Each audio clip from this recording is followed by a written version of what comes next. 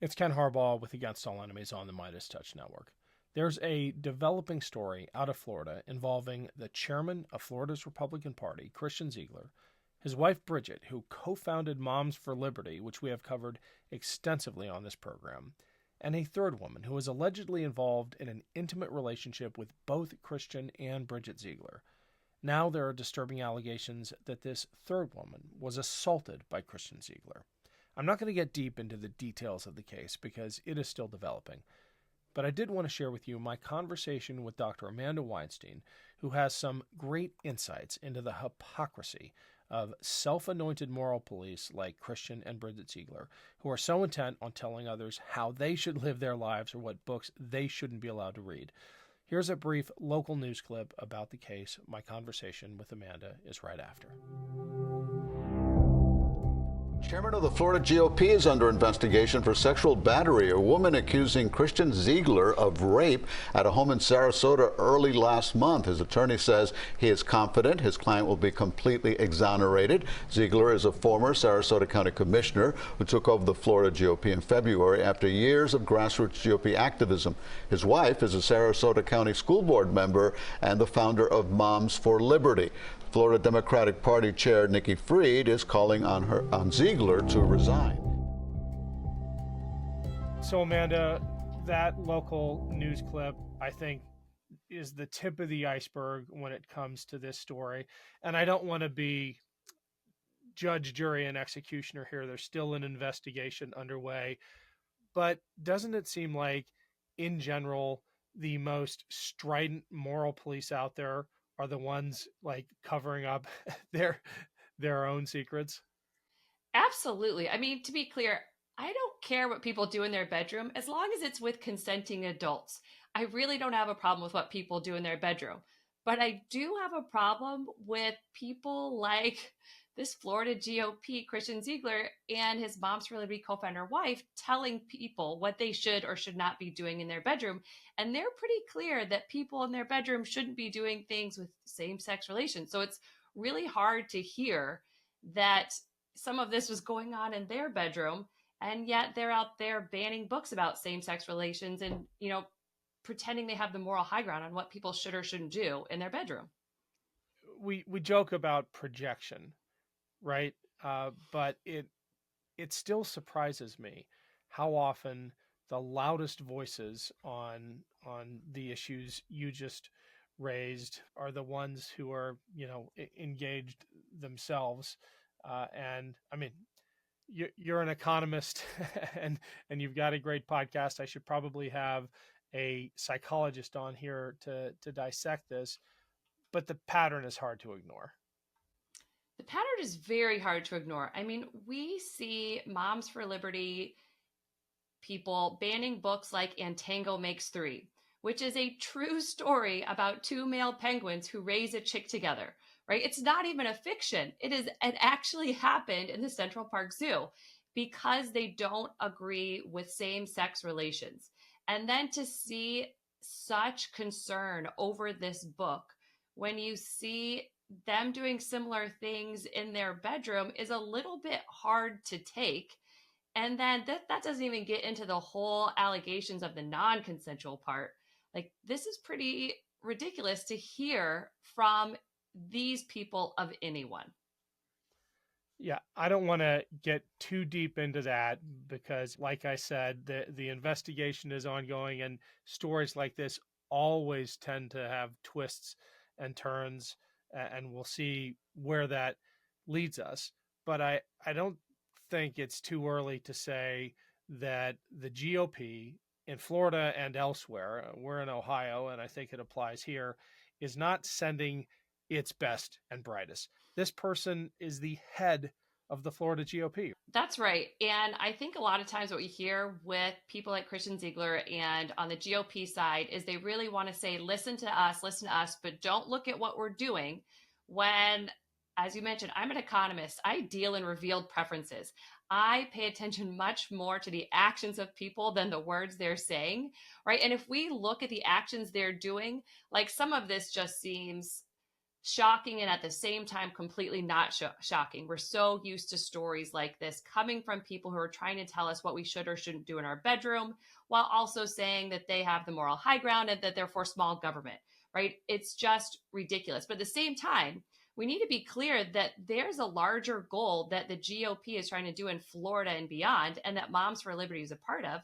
And they are absolutely trying to tear apart the public education system in our country, right? So as much as this might be kind of an ooh, juicy story to click on, and it is an ooh, juicy story to click on, right? There is a lot more to this story.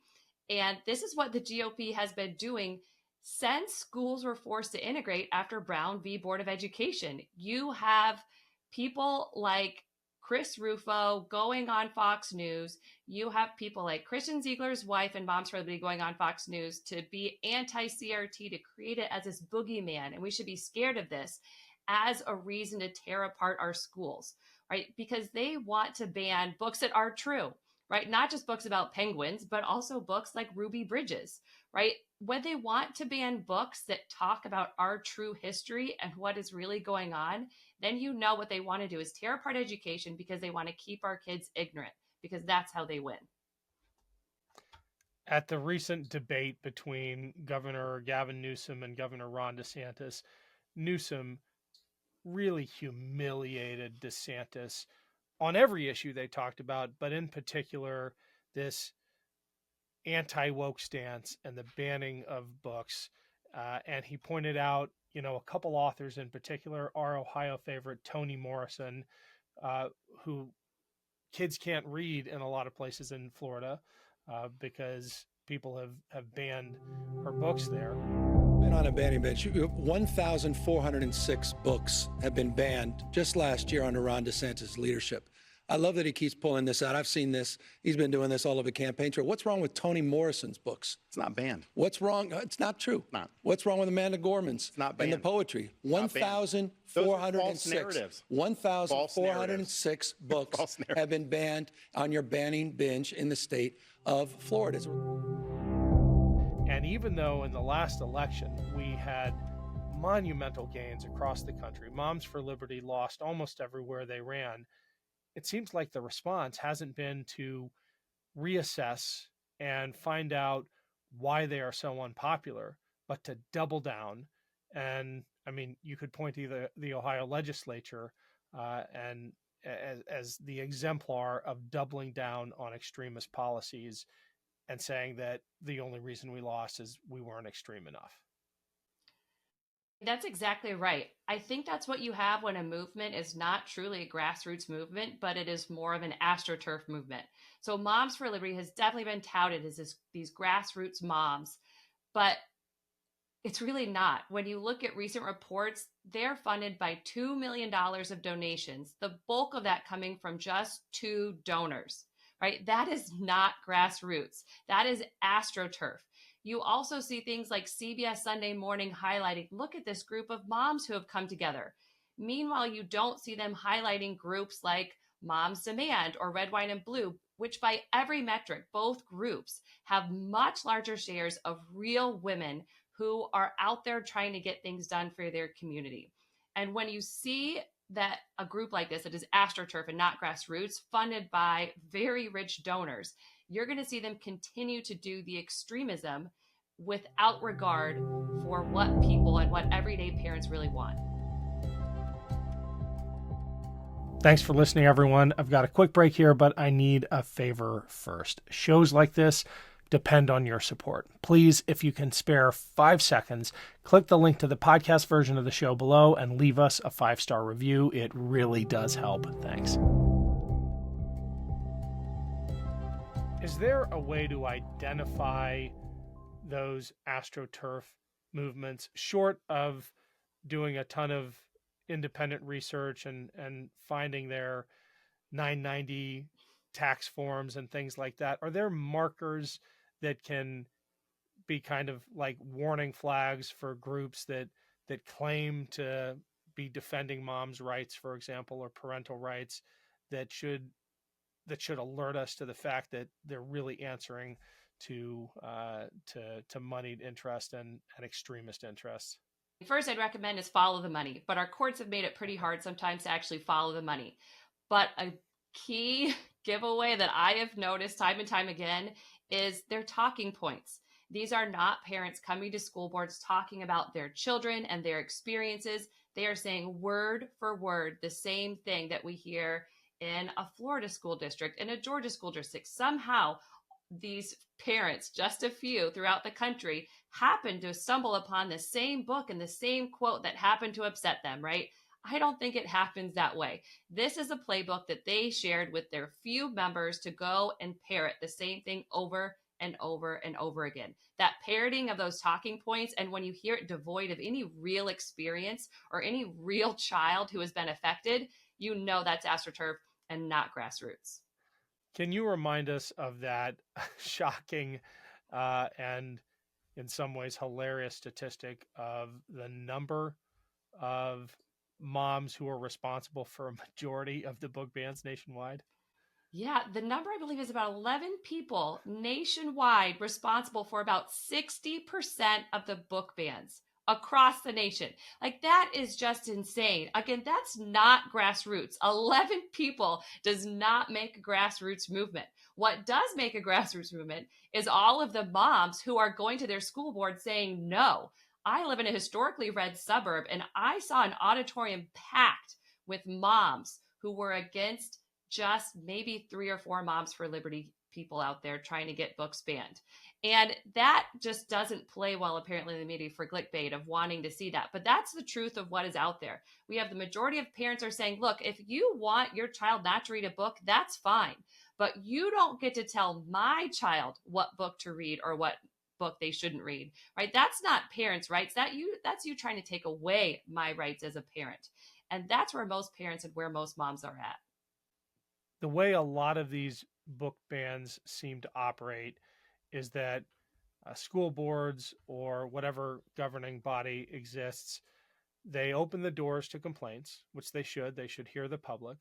A complaint comes in, and then they act almost in a panic to try to mollify the supposed concerned parent, and you have books taken off shelves. I think what we're seeing is that a little bit of backbone from these school boards will generate the kind of support you're seeing in your community and I'm seeing across the country that we saw collectively in terms of the election results during the last cycle, that pushing back against these extremists really does work.